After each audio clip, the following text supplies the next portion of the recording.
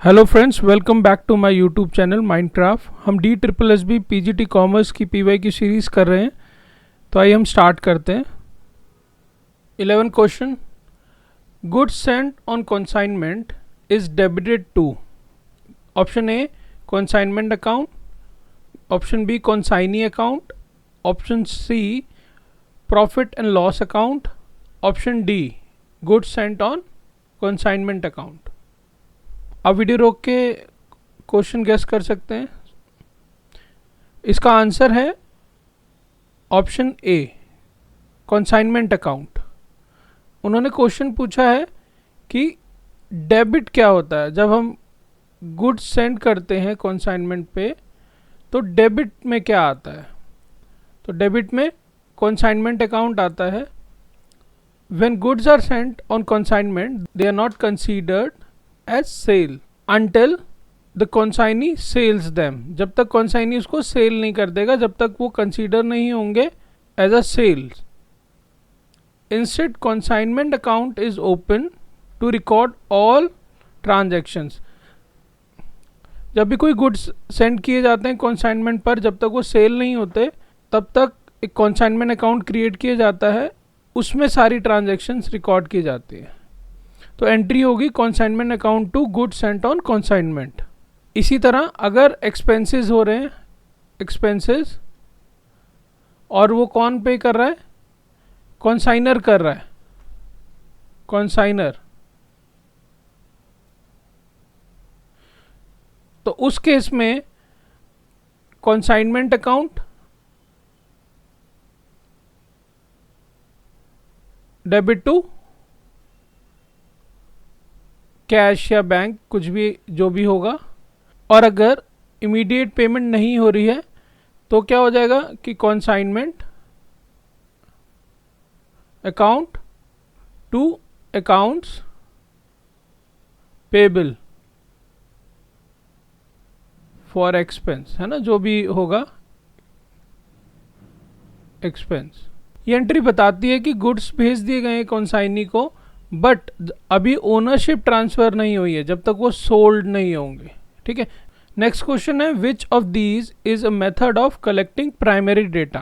पहला personal interview, second schedule, third through local report and correspondent. तो इसमें से प्राइमरी डेटा कलेक्ट करने के मेथड्स कौन कौन से हैं। सारे ही मेथड प्राइमरी डेटा कलेक्ट करने के हैं। प्राइमरी डेटा क्या होता है, फर्स्ट हैंड डेटा, जिसमें हम interview, questionnaire, telephonic interview, observation, survey, focus group, experiment, इन सब के थ्रू डेटा कलेक्ट करते हैं। प्राइमरी डेटा क्या होता है, बिल्कुल फर्स्ट हैंड डेटा होता है, कहीं से हमने कॉपी नहीं किया होता, कोई जर्नल, कोई बुक्स कहीं से कॉपी नहीं किया होता, वो बिल्कुल ही फ्रेश डेटा होता है। नेक्स्ट क्वेश्चन है, which of the following ratio does come under activity और ऑपरेटिंग रेशियो। इनमें से कौन सा है। पहला ऑप्शन है करंट रेशियो, दूसरा क्विक रेशियो, तीसरा इन्वेंट्री टर्नओवर रेशियो, और चौथा ऑप्शन प्रोप्राइटरी रेशियो। आप वीडियो पॉज करके सोच सकते हैं आंसर। इसका आंसर है option C, option C inventory turnover ratio.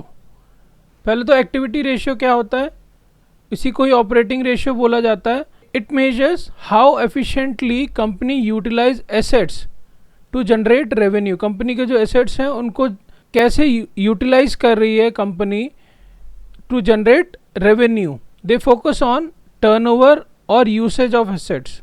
वो टर्नओवर पे फोकस करता है और एसेट्स के यूसेज पे, कितना एफिशिएंटली हम यूज़ कर रहे हैं। तो जो पहला ऑप्शन दिया था करंट रेशियो, करंट रेशियो तो किस लिए होता है, लिक्विडिटी के लिए, लिक्विडिटी रेशियो बोलते हैं उसको। वो शॉर्ट टर्म फाइनेंशियल हेल्थ बताता है, शॉर्ट टर्म फाइनेंशियल रिक्वायरमेंट पूरा करने के लिए। सेकेंड ऑप्शन था क्विक रेशियो, क्विक रेशियो भी लिक्विडिटी रेशियो ही है, showing immediate ability to meet short term obligations. ठीक है। और जो फोर्थ ऑप्शन था प्रोप्राइटरी रेशियो, वो सॉल्वेंसी रेशियो है कि कितना पोर्शन शेयर होल्डर फंड का टोटल एसेट्स में है, वो इंडिकेट करता है। नेक्स्ट क्वेश्चन है, e cash is not based on which of the following system. E cash, electronic cash, किस पे बेस्ड नहीं है? पहला option digital signature, B electronic data exchange, C crypto currency, D digital name. अब video रोक सकते हैं। इसका आंसर है डी, डिजिटल नेम की ज़रूरत नहीं है। डिजिटल नेम की ज़रूरत नहीं है। ई कैश सिस्टम बेस्ड है क्रिप्टोग्राफिक सिस्टम पे जो अनट्रेसेबल रहता है, ensure anonymity and untraceability. E cash use encryptions to secure transaction, ठीक है, फ्रॉड से बचने के लिए एनक्रिप्शंस का यूज़ करता है। और क्या होता है? डिजिटल सिग्नेचर सिस्टम है टू वेरीफाई ऑथेंटिसिटी, पब्लिक की infrastructure support encryption and digital signature, smart card technology, physical card that store electronic money for offline transactions. किस पे इलेक्ट्रॉनिक कैश सिस्टम बेस्ड नहीं है? ये बाटा सिस्टम पे बेस्ड नहीं है जिसमें गुड्स के बदले गुड्स दिया जाता है, और फिजिकल करेंसी सिस्टम पे बेस्ड नहीं है। E cash is purely digital, does not require physical cash. Next question है which media is very effective for advertisement but is the most expensive medium? A television, B radio, C hoarding, D exhibition. आप video रोक सकते हैं। इसका answer है option A. Option A क्यों है? Television, television उसका रीच सबसे ज़्यादा है, reach large and diverse audience, एक ब्रांड इमेज बनती है, लोग देख पा रहे हैं विजुअल्स और ऑडियो के थ्रू एडवर्टाइजमेंट को, बट ये सबसे एक्सपेंसिव है। एयर टाइम कॉस्ट सबसे ज़्यादा हाई होती है as compare to other media. Next question है which of the following statement is true?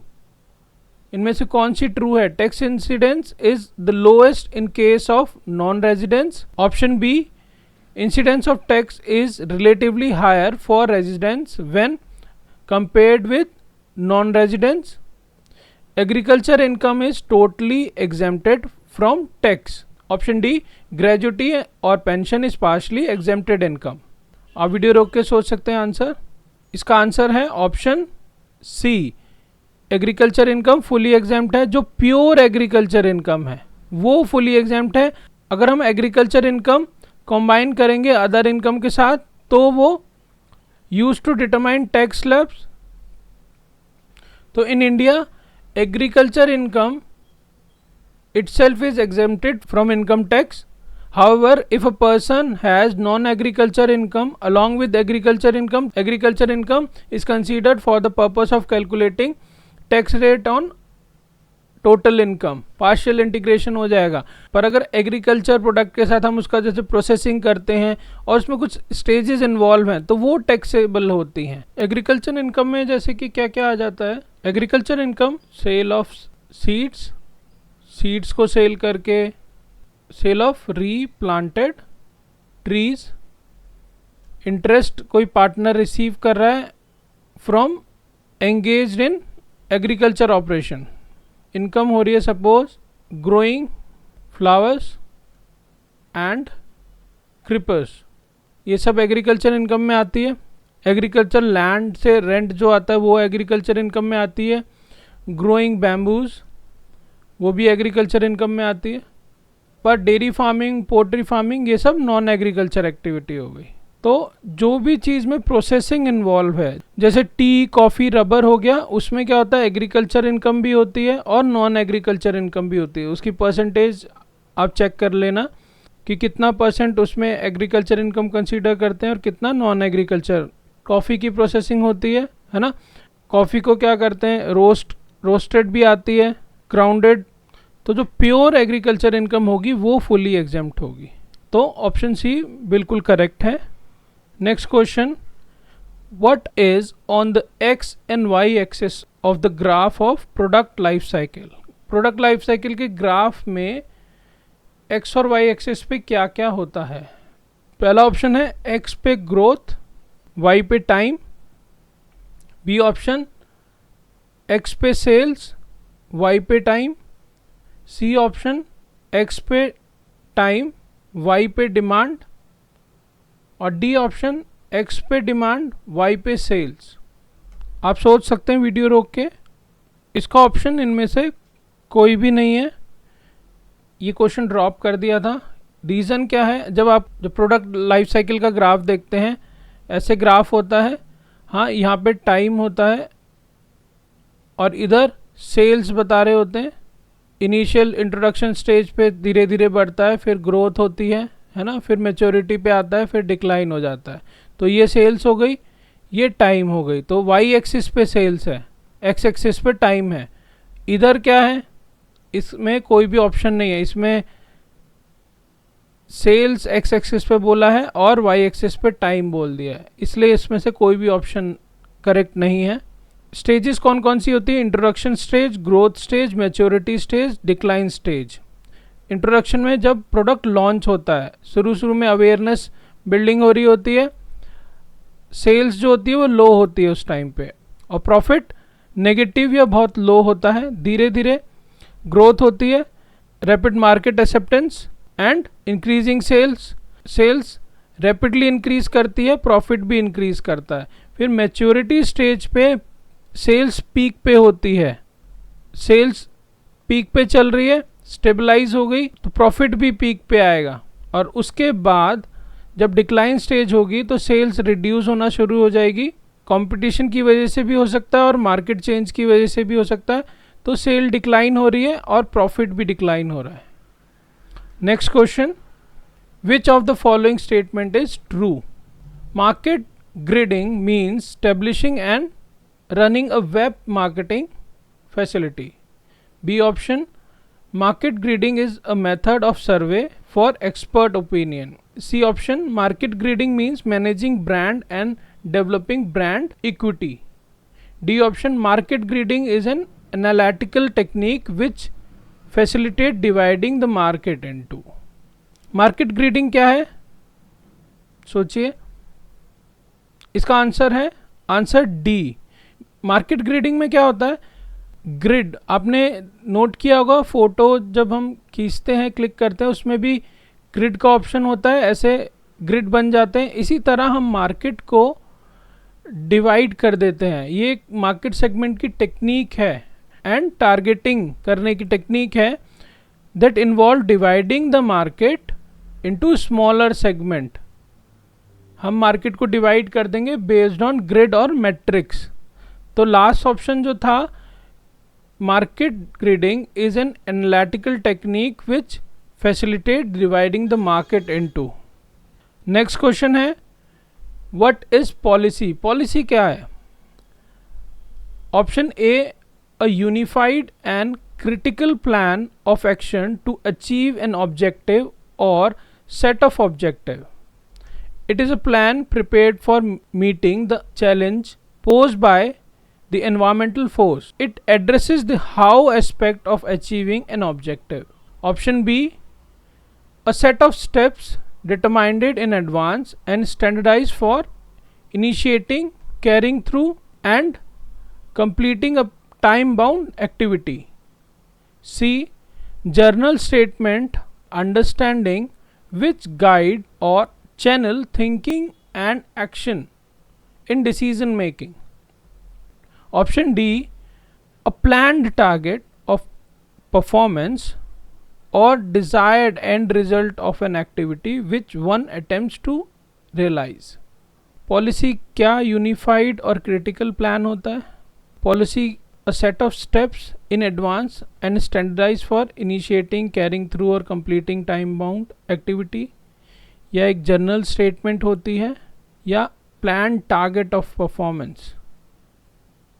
इसका आंसर है ऑप्शन सी। पॉलिसी क्या है? एक जर्नल स्टेटमेंट ऑफ अंडरस्टैंडिंग होती है विच गाइड्स, जो गाइड करती है, और channel thinking and action in decision making.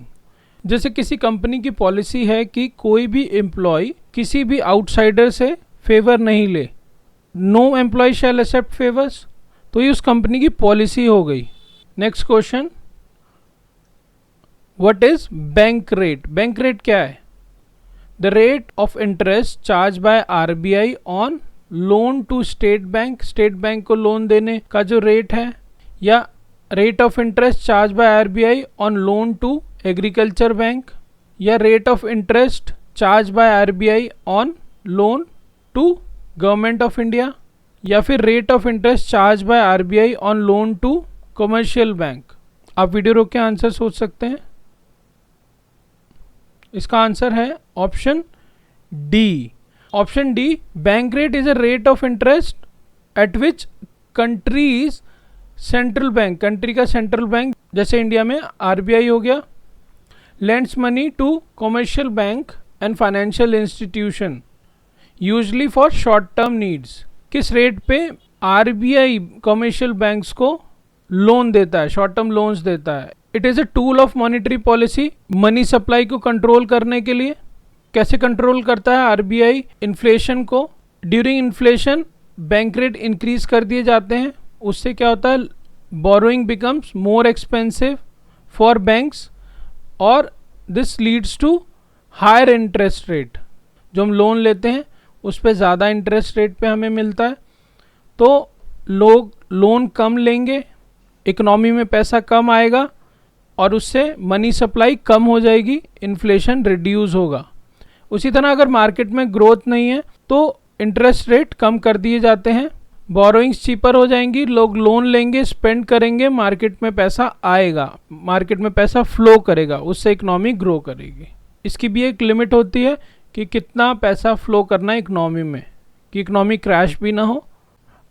अगर आपको ये PYQ सीरीज़ बेनिफिशियल लग रही है तो please do like, share and subscribe my channel.